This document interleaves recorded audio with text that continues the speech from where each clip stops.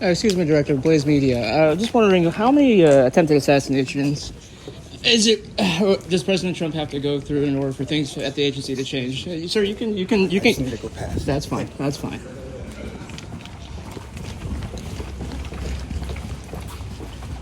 I'm just wondering, sir, how many attempted assassinations does President Trump have to go through for drastic change that the agency is made?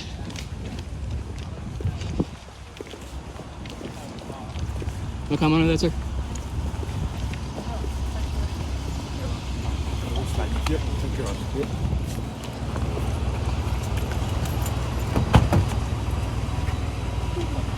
That was Blaze Media's national correspondent, Julio Rosas, asking the Secret Service Director, Ronald Rowe, a couple of questions of which he didn't really want to answer, Matthew Peterson.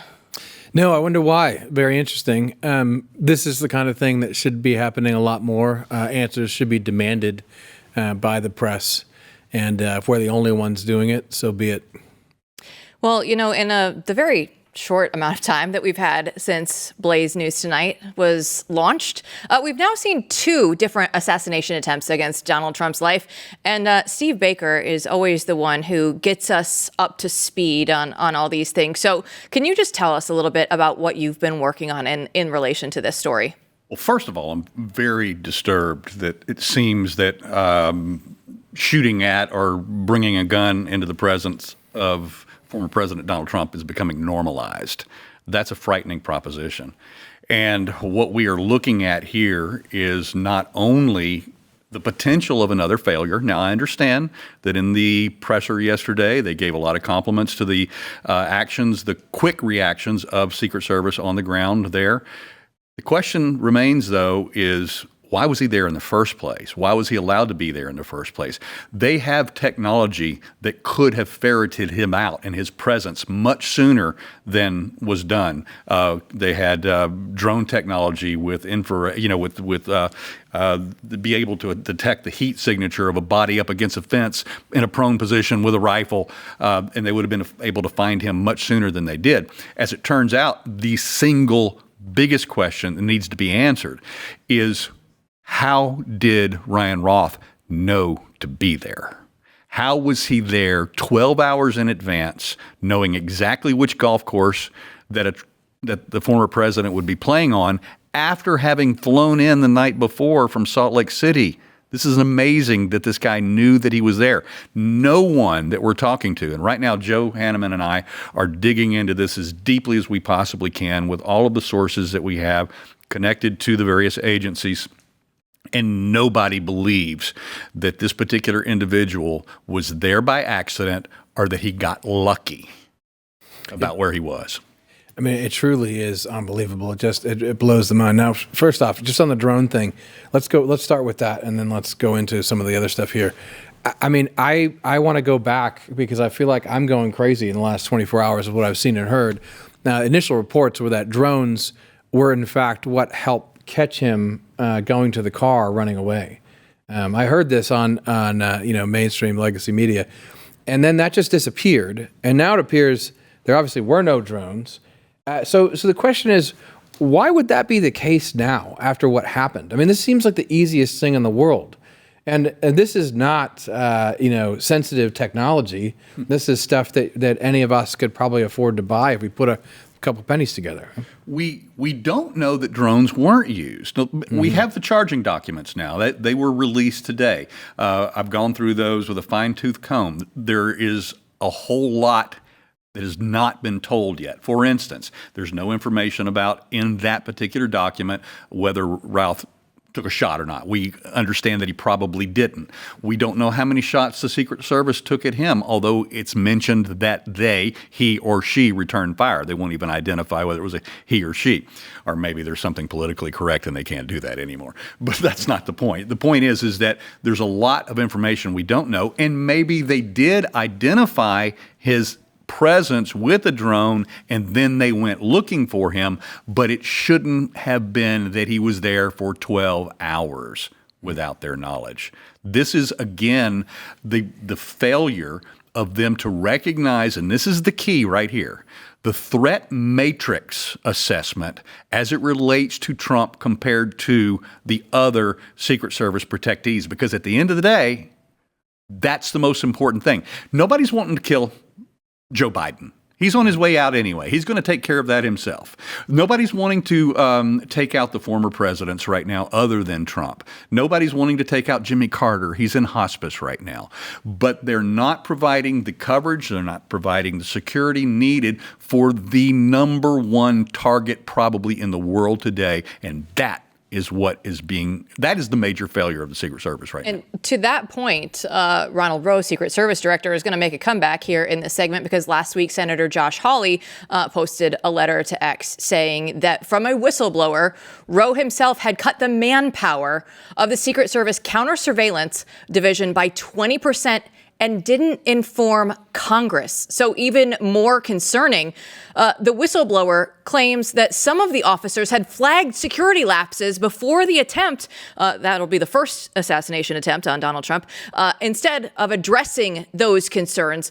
So when we look at all of this stuff that just comes together, Steve, we don't even have answers from the first assassination attempt. We still have all these whistleblowers that are coming out saying, hey, guys, over here, if we can, we'll get you some of this information. So how big of a deal are these accusations?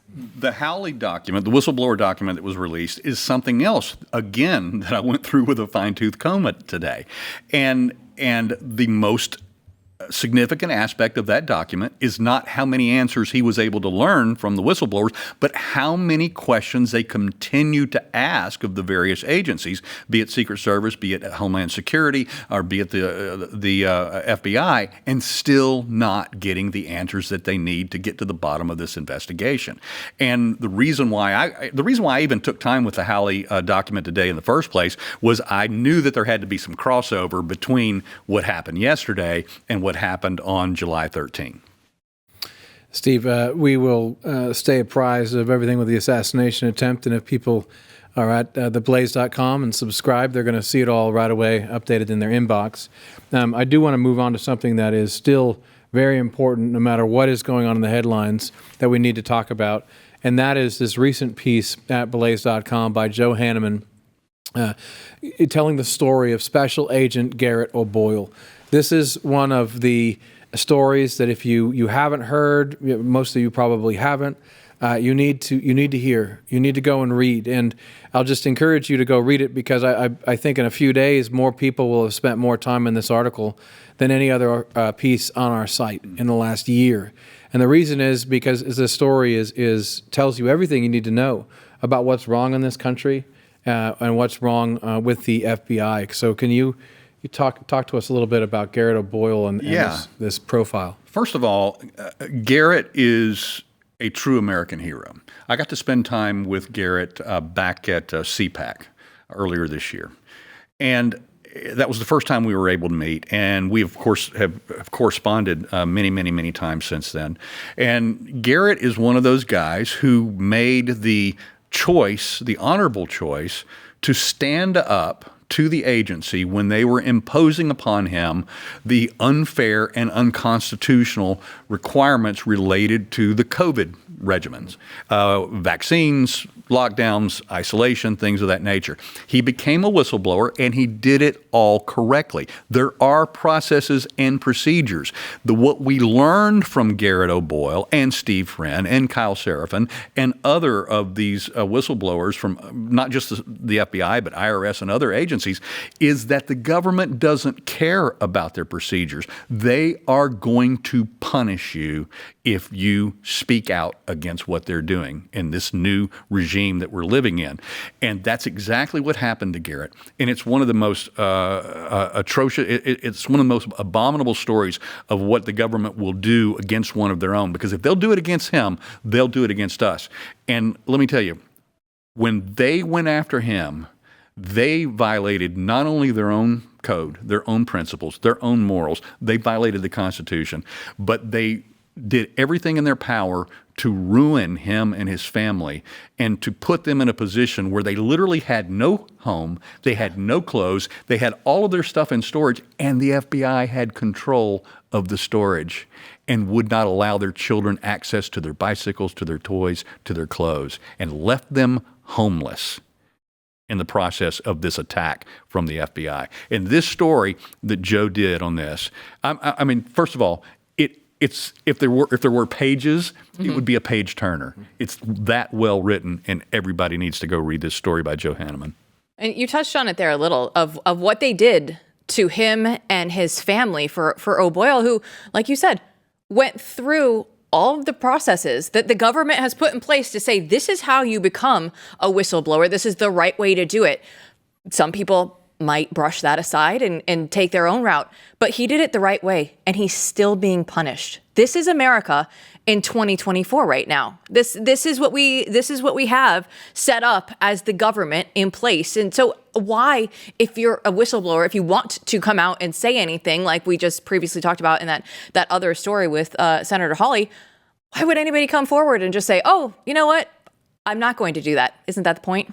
Well, it is the point, and what they're doing is it is a chilling effect. It's throwing a wet blanket over anyone who would dissent to the internal or even the off-the-record and off-the-books policies that are taking place in these agencies right now, and that's what they're doing. They're sending a signal to all of them, don't you dare, or we'll destroy your life like we did the O'Boyle families.